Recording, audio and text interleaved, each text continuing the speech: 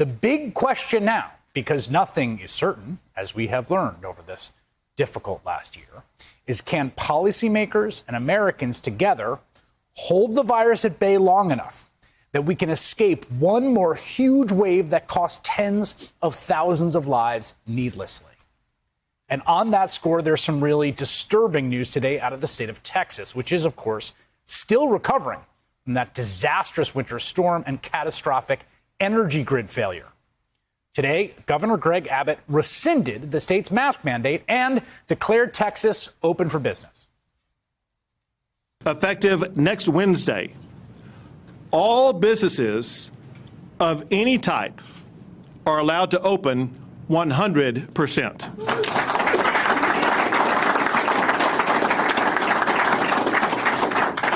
That includes any type of entity in Texas. Also, I am ending the statewide mask mandate. Did you hear that? You heard that, just like that. No masks there of anyone in the room. Why would you want to wear masks if you're about to reopen the state? So Texas is reopening just like that, 100%. No business restrictions. No business restrictions. Think about that. Any business. There are lots of, say, nightclubs in Texas. You think nightclubs are a good thing to operate right now? And the mask mandate is repealed.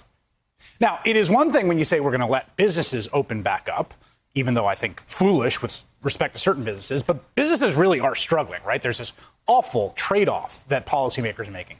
But there is no upside to repealing a mask mandate at this point in the pandemic. In fact, mask usage is what could help you open up more safely. I mean, take a look at these charts just to get a sense of what we're talking about here. This shows the weekly deaths recorded in Texas from the beginning of 2014 to the end of 2019. And what you can see, all those gray lines, year after year after year, grouped in a pretty narrow band with a bit of an outlier here or there, but relatively consistent. Now look at what the pandemic looks like. Look what COVID did. Those red lines are weekly deaths from 2020 and the first few months of 2021. Both the gray and red lines are deaths from all causes, but it shows you just how devastating this virus has been. And yes, deaths have dropped down, but why would you want them to go back up? Not only that, Texas is behind much of the country in vaccinations. Less than 13% of the state has received at least one dose. That's near the bottoms of the ranking. And yet the governor of Texas thinks now is a good idea to repeal the mask mandate, as if that costs anyone anything.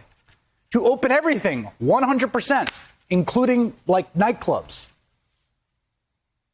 Despite all the federal guidance that masks are key to preventing a new wave of COVID cases and deaths. And it's not just Governor Abbott making this terrible decision. Mississippi Governor Tate Reeves also announced his state would reopen and repeal mask mandates, even though their vaccination rate in Mississippi is barely better than Texas. And what makes this all the more maddening is that at the end of this week, hopefully, the Senate could pass the president's $1.9 trillion COVID relief package that will send much-needed aid to states and businesses and people who are unemployed and those making less than $75,000 a year, basically designed to help everyone ride this out safely to suppress the virus for the 8 or 12 more weeks it could take to get to a much better place. If only we can hang on collectively as a nation.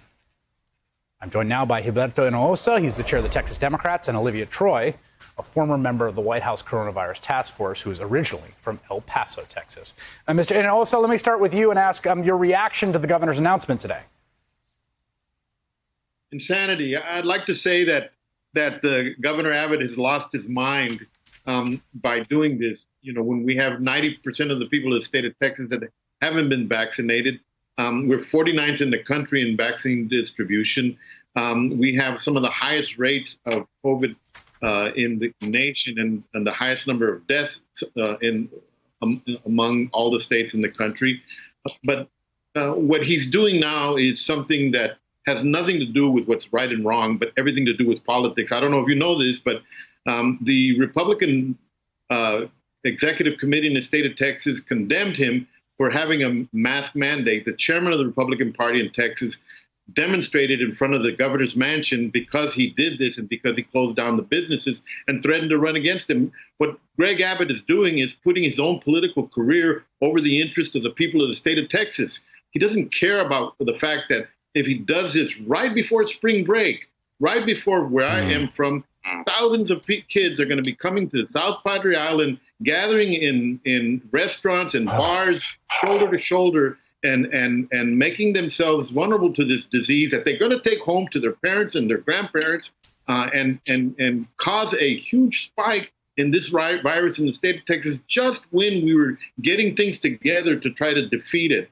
This is something that I believe shows that Governor Abbott's got to be the worst governor in the state of Texas right after this colossal failure that left the state citizens without power and without water. He then does this.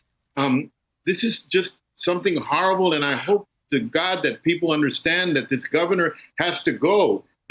He has caused so many problems in the state, caused so much harm. I'm from the Rio Grande Valley. It just was a few weeks ago when there was trailers outside of funeral homes full of bodies because they didn't have anywhere to keep them in the mortuaries, when they had lines of ambulances waiting in front of hospitals because there was no room in the hospitals and people were dying. Mothers and fathers and grandfathers were dying all over the Rio Grande Valley.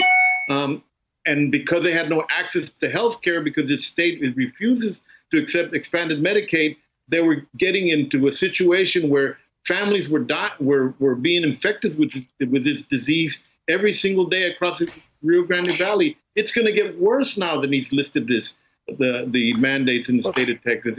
I just don't understand why he's doing this, and this is going to create all sorts of problems for our state. Hey, thanks for watching our YouTube channel. You should know that you can follow today's top stories and breaking news and catch up on your favorite MSNBC shows all in one place. Download the NBC News app today.